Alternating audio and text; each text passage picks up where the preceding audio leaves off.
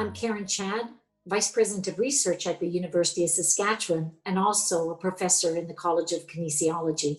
We talk a lot about skills when we talk about the future of work, to the point where I think it might be a bit of a buzzword by now. What are those skills that we're talking about that our future workforce and our innovators will need, and why? I love this kind of question. I think it's a really important one. And the way I think about the skills that are needed for our future workforce and innovators, I kind of put them into two buckets. For me, the first bucket are the kinds of skills such as reading, critical thinking, systems analysis, technology design, even digital literacy, problem solving, flexibility, nimbleness, lateral thinking such as creativity, innovation, fresh ways of thinking about things, but also risk-taking and communication. As equally as important are the companion set of skills such as emotional intelligence, judgment, team building, team facilitating, and collaboration, but also skills such as empathy, compassion, resiliency, community-orientated, and open-mindedness. So those two buckets, we need both, and we need them in spades. So what kind of programs are we talking about, Karen? What kind of programs basically need to be developed? What kind of partnerships as well need to be developed, for instance, between academia and industry, or academia and governments, or all three: academia, governments, industry, and perhaps I'm missing someone here. Just like that, I try to think of that social, platform that we have, which is LinkedIn. That's one of the types of programs that we need. We need a LinkedIn program. And when we talk about LinkedIn programs, they're designed to create pathways and linkages between and among the sectors: education and industry, education community, education government. And then if you peel the onion a little bit more, those programs need to be around work integrated learning, the way we place and connect our young people in those various sectors.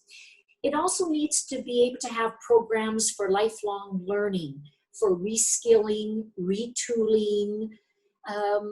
The other programs that come to mind are things like foundational skill and career planning.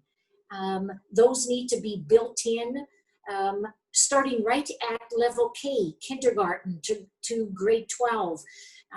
Programs across the country, but also that we continue to monitor, measure, evaluate these for their achievement in helping us get where we as a country need to go. A few other programs that come to mind are programs around things like digital platforms, pathways, mechanisms. So how do we use the whole digital kind of area for whether it's skills training, job information, connectivity? How do we get smarter in terms of the way we link in? Other programs have to focus on mobility. We often hear people talk about, from an international perspective, brain drain and brain gain. For me, it's about brain recirculation. We have to have the kind of mobility programs that not only connect different sectors with our young people, have a diversity of that, but also how do we connect geographically, province to province, country to country, get our folks out there learning, being ambassadors, coming back with that knowledge to Canada, sharing that knowledge while we're away. So again, brain recirculation. And perhaps my last program that I think is very important are programs that really call upon us as a nation to EDI, equity, diversity, and inclusivity.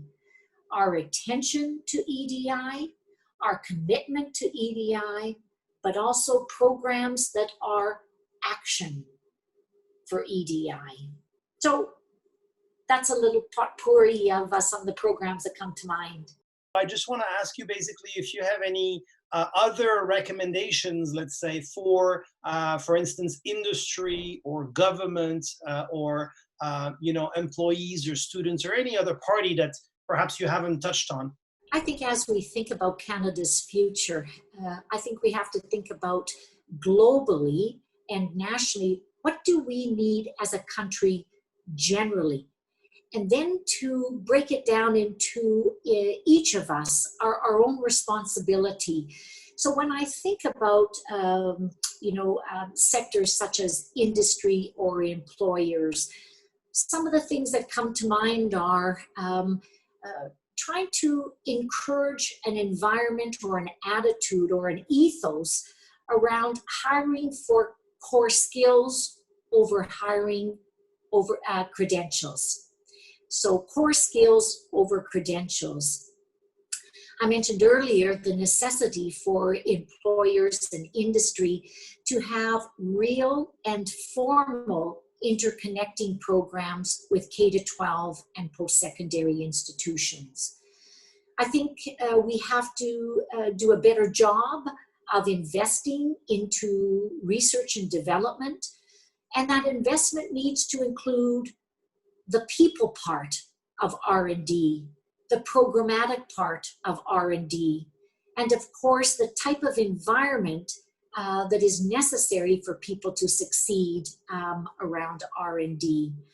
And my last comment, my last wish, my last kind of, go for it, would be around leadership development. Industry and employers, how do we together look at the development of our young leaders? In terms of government, I think things like lifelong learning of funds for reskilling, entrepreneurship programs, skill development. How do we, but it's in the recognition part as well. How do we incentivize these? I think it's about the resources or the culture or attitude to help develop that pipeline. The pipeline that goes from K to 12 into post-secondary and continuing those lifelong learners. How do we have them come back and forth no matter what age or stage they are at their career? And again, for government too, I put leadership development in there as well. In terms of the employee themselves or our young students, things that come to mind is leadership, how their commitment and their wanting to be that leader, be a leader. How do we get them involved? How do we get them engaged? How do we keep them, get them empowered? But also in this kind of tough time we're in right now, how do we keep their hopes and their dreams and their aspirations and their positiveness at the highest level possible? How do we do that? Because I do think they really are the wing beneath those of our wings, our youth of today. And maybe my last thing is volunteerism, the real importance of volunteerism, because that is such an important vehicle to help develop those skills that I mentioned previously.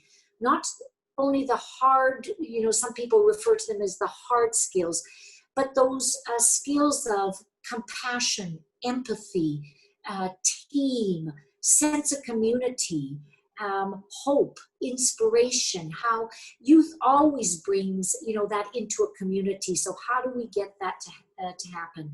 If you had 30 seconds to pitch an individual or a group with the power to improve our education ecosystem and train Canada's future generation of innovators and leaders, but you only had 30 seconds, who would you choose to pitch and what would you say?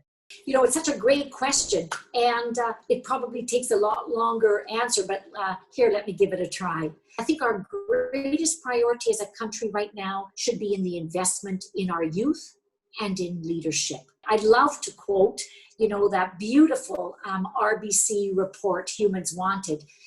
And they said is, if we can find creative new ways to support and unleash the skills of Canada's youth, they'll launch an amazing future for themselves and indeed for all of Canada.